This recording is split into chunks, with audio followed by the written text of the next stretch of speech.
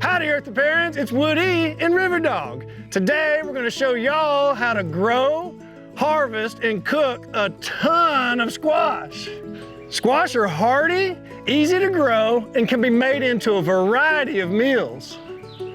So come along with us and squash that subscribe button below, and let's get to growing. Come on River Dog, let's go.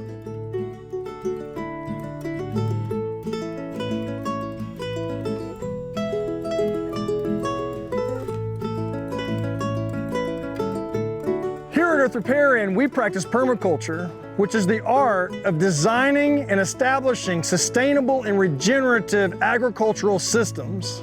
This year, we're growing our squash in our raised berm and swale beds, and they're doing fantastic. The raised beds that we've been building soil in for years just keeps getting better and better.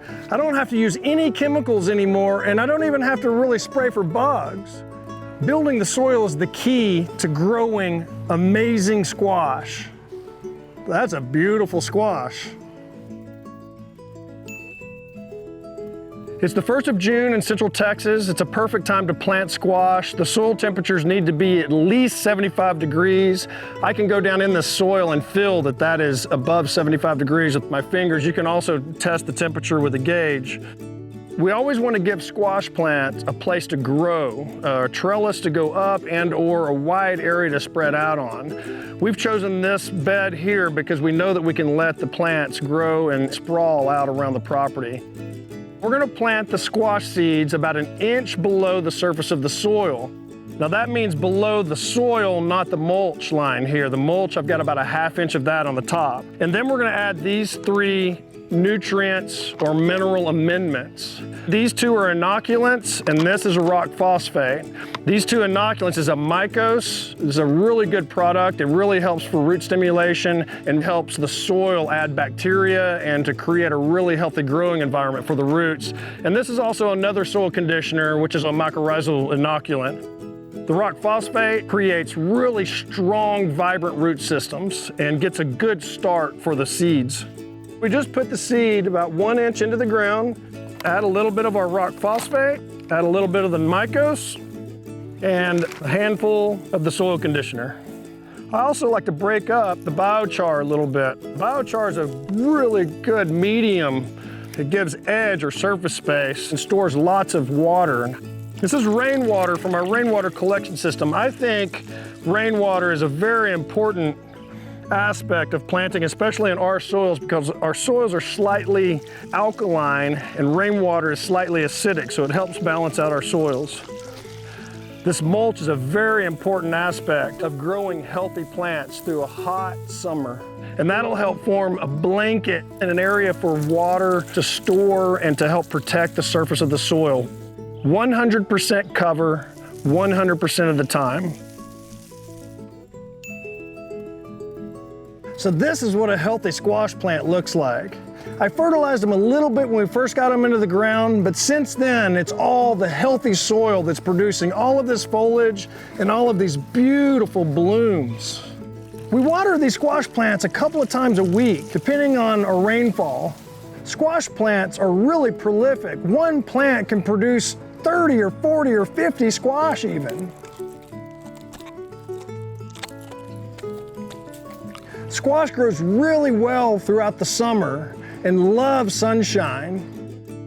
Fungal issues are common with squash plants that are not planted in well-drained soil. If you see fungal issues on a leaf, you can just break it off and throw it away and get it away from the other leaves. The other thing is you can spray with seaweed. Seaweed extract is antifungal. You can spray the seaweed on the plants and it'll reduce fungal issues, but the best way to reduce fungal issues is to get your plants up high in a raised berm or raised bed system. The squash vine borer is one of the major pest problems for squash. It'll bore itself right into the base of the squash by the soil in the vine and kind of rot it from the inside out. You can cut the vine borer out of the squash as long as you don't cut the whole vine. Harvesting squash is so much fun. It takes about 45 to 60 days from seed to flower to fruit. When these patty pan squash get about this size, they're perfect. You don't even have to seed them. You can just slice them up and cook them.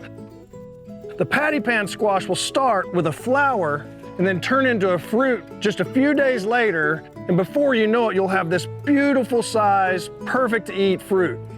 Squash blossoms are considered a delicacy and are sold to restaurants by market gardeners. They're really good to put in salads. And you can just eat them raw.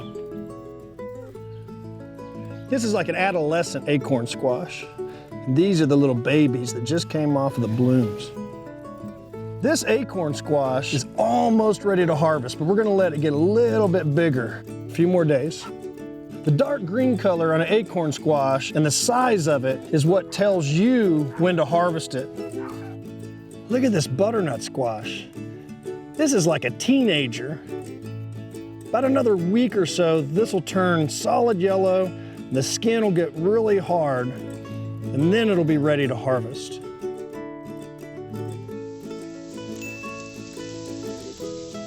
Now that we've completed our harvest of our squash, I'm going to show you one of my favorite recipes for grilling these patty pan squash.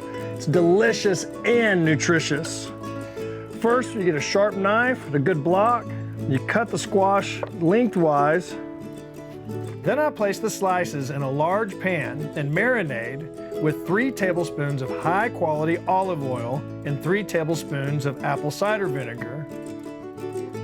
Add some thyme leaves and some oregano, then chop them into little pieces. Sprinkle the herbs, top with black pepper and Himalayan sea salt. Just make sure that they're covered really well with the marinade. You'll notice that the olive oil and the vinegar soak up very quickly into the squash.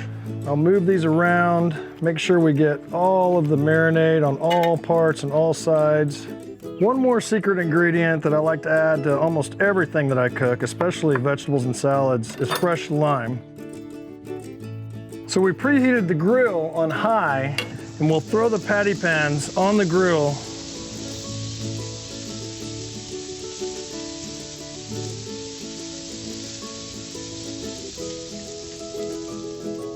So this is how you grow, harvest, and eat squash, from seed to table. I hope this inspires you to grow your own food and create food security in your lives. I'm Woody, I'm an Earth Repairian. You too can be an Earth Repairian. We'll see you next time.